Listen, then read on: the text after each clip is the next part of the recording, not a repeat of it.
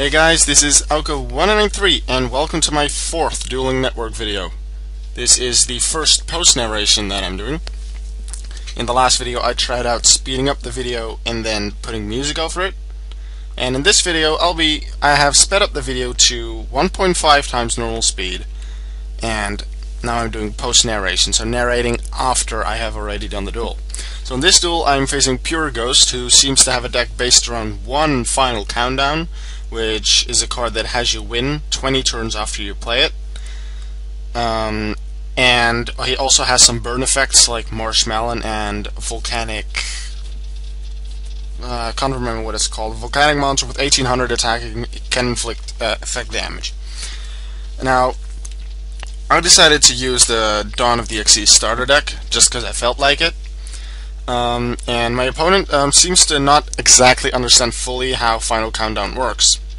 He thinks that the turn you have to count the turn the moment you start the turn, but Final Countdown's effect says you win after the 20th turn ends. So the count goes up after each turn. So after his next after my turn will end, I will say Final Countdown 4 out of 20. But what he thinks is that that thing appears the moment he starts his turn, so he thinks that I'm skipping a turn. But if you can do something for me while watching the videos,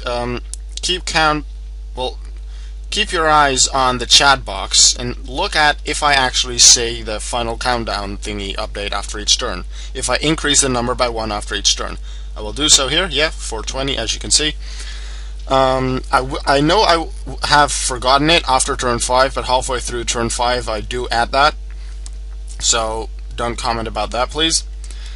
The reason I'm asking you to do this is because after 8 turns, I believe, he says that 16 turns are over of his Final Countdown, but actually they're not. They're 8. He says, yeah, I counted, but I counted as well, and you can see in the box there. But yeah, enough about Final Countdown, time for the duel. We did quite a bit. I was able to get rid of his Marshmallow with Raigeki Break by discarding Shine Knight, I believe it's called. And then I was able to bring him back with Limit Reverse, and then Xyz Summon for Granosaurus with the other level 3 monster that I had. Now, I did destroy Snowman Eater by battle, and Granosaurus has an ability that can have you detach an Xyz material from it to inflict 1000 damage to the opponent when it destroys a monster by battle and sends it to the graveyard. But since the flip effect, well, not really flip effect, but the effect of Snowman Eater activates before it's sent to the graveyard, Granosaurus and its Xyz material are in the graveyard the moment it happens, so the effect can't activate. If Granosaurus' ability would have been if it destroys a monster by battle and it doesn't necessarily have to be sent to the graveyard, then it would have been able to activate and I would have inflicted 1000 damage to him. Oh, here's this Volcanic Slicer. That's the monster I meant. Now what he does here, he has Monster Reborn, revives my Granosaurus, which is a good move in his part. Now he attacks, clears my field of my monsters. With Shining Angel's effect, I can special summon a light monster from my deck, 1500 attack or less.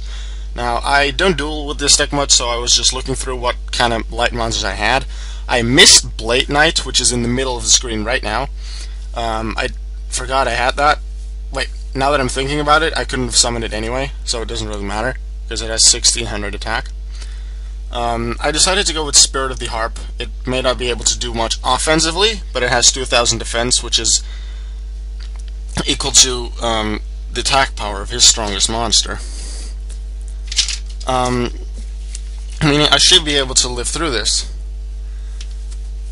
Now, here is where it starts. He says it's 16 after my turn, but I say it's 820 because I kept count. And what he thinks it's after his turn that it's 16. After his turn, it's 9. Because the turn you play Final Countdown, it actually counts. He said so at the start of the video.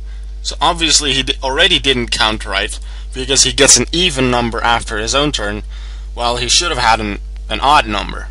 9 in this case. Well, after he ends this turn. It should have been 9. He says it's 16 after my turn. Well, it's not. I kept count. I have the proof right here. And in a moment in the chat, I will also be saying that I'm recording the video. Well, I'm recording the duel, and that I'll have proof afterwards. Here, right here, I said it. And you can check for me again if you wish. I already did that myself. I was a little late after turn 5, but I counted the right way, and so I was right. He was wrong. Not that it really mattered. I didn't make that much of a fuss about it because I knew that next turn I would be able to win. Because he has Raging Flame Sprite, which only has 100 attack points, but it can attack directly, even if I have monsters. And each time it does so successfully, it gains 1,000 attacks, so it's now at 1,100 points. My opponent thinks at this point that he has 2,100. I do not know why, but after I tell him he is wrong, he does realize it, that he only has 1,100. Meaning that with the 1,000 attack points boost from my Blustering Wind spell card, Spirit of the Harp now has 1,800 attack points and can inflict 700 points of damage to his life points, leaving him with 700. But why do I leave myself open like this? Because now he can destroy me with Volcanic Slicer and Grannosaurus. Well, I have a quick play spell card called Poison of the Old Man, which, if activated, can inflict, well, either can heal you for 1,200 points of life points, but can also damage the opponent for 800 points, so that would be the finish of the game. And in this case, it is. Poison of the Old Man will, well, the attack for Spirit of the Harp on Raging Flame Sprite, 700 damage, leaving him at 700. Poison of the Old Man for 800, and that will finish off the game. Alright guys, thank you guys for watching. Again, leave in the comments what you think of these videos, if you like them, how do you like the quality, the narration, if you like it better if I speed them up or not, if I add music to them, or I do live narration or post-narration, but also make sure, if there's any decks that you would like me to use in these duels, please tell me. I have loads of decks, but like loads of archetypes and stuff, and special combos, quite a few original decks as well. But if, let's say, you want me to use a lot of Elemental Hero fusions, tell me. If you only want me to use cards from the original series, tell me, and I will be doing a duel with them. Alright?